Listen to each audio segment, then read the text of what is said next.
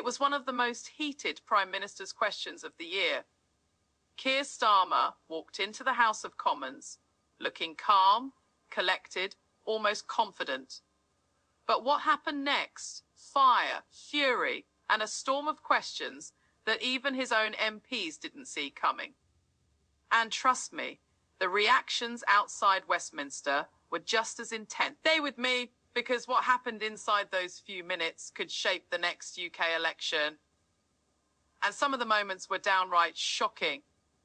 Each Wednesday, PMQs transforms Westminster into a political war zone. If you've never been there, it is hard to describe. Papers shuffle, MPs whisper, journalists scribble notes, cameras swivel to catch every facial expression.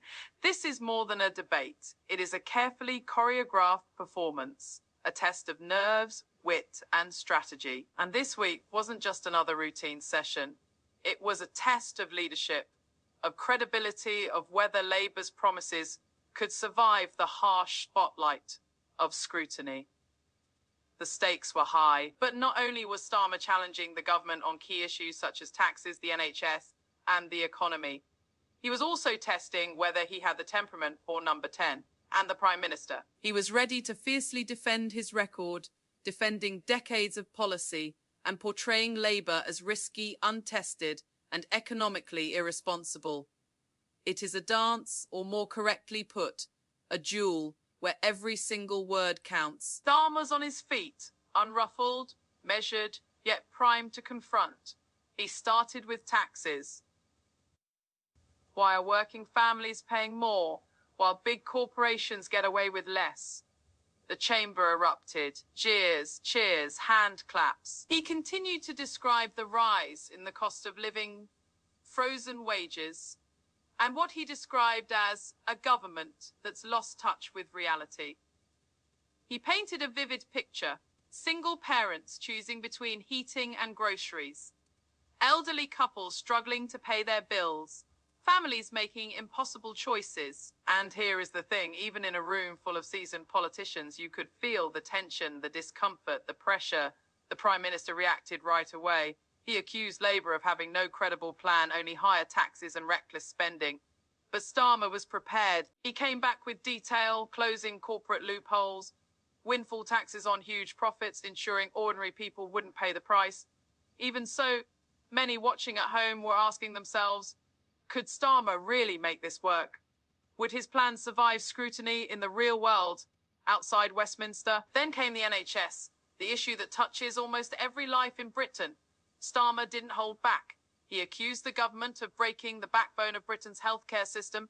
He spoke of overflowing of fires, exhausted doctors, and patients waiting months, sometimes years, for treatment. And then he said something that froze the chamber. Every hour wasted is another life at risk.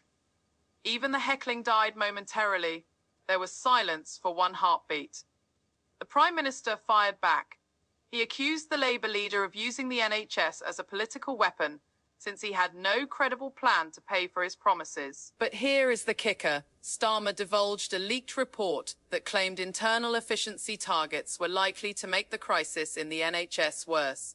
The chamber murmured, MPs exchanging glances. The Speaker had to call for order. It was one of those rare PMQs moments where emotion and politics collided, and you could feel the tension even from home. And it did not stop there. Starmer then turned to the economy. He looked directly at the government benches. If you think this is growth, tell that to families who can't afford their groceries, rent, or bills. It was sharp-pointed and delivered with calm authority.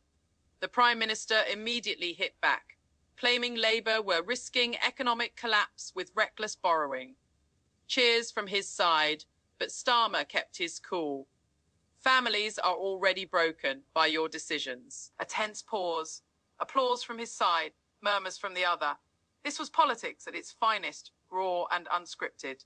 The debate continued, numbers, accusations, applause, and jeers.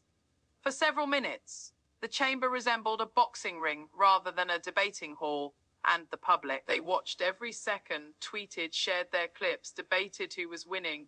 When the session came to an end, both leaders were clearly exhausted, the kind of tired that only high-stakes strategy performance and pressure combined can bring. Outside Westminster, reactions were instant. Social media exploded.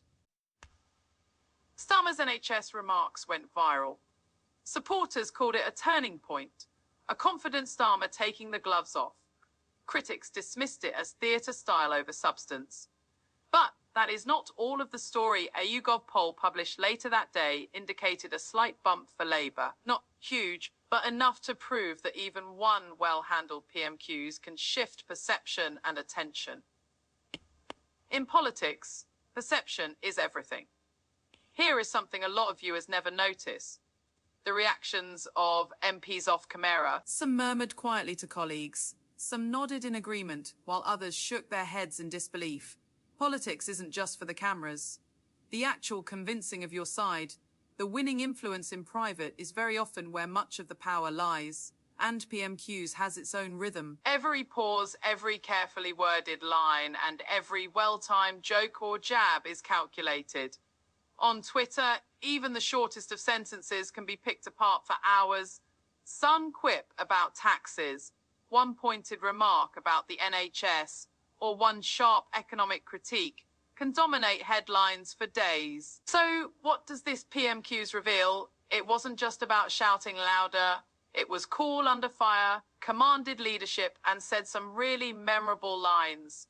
Starmer seemed determined to exude calm, measured authority, a man ready to govern. He tried to appear experienced and steady, casting Starmer as the risk, untested and inexperienced. Both had their moments, and both knew the cameras, the public, and history were watching. Here is a little thing most viewers miss: the subtle suspense in Westminster. Every pause, every subtle facial expression, every whispered conversation contributes to the tension you feel even through the screen, and Starmer gave several of those moments today. So what do you think? Did Keir Starmer have the edge, or did the Prime Minister stand his ground? Was this the moment that proves Starmer is ready for number 10, or just another round of Westminster theatre? Drop your thoughts in the comments. I read every single one.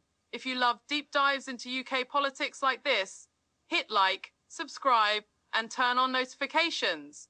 Because if today's PMQs is anything to go by, the next few months are going to be explosive, full of tension, strategy, drama, and yes, moments that will leave you on the edge of your seat. This is AC15. Thanks for watching, and I'll see you in the next one.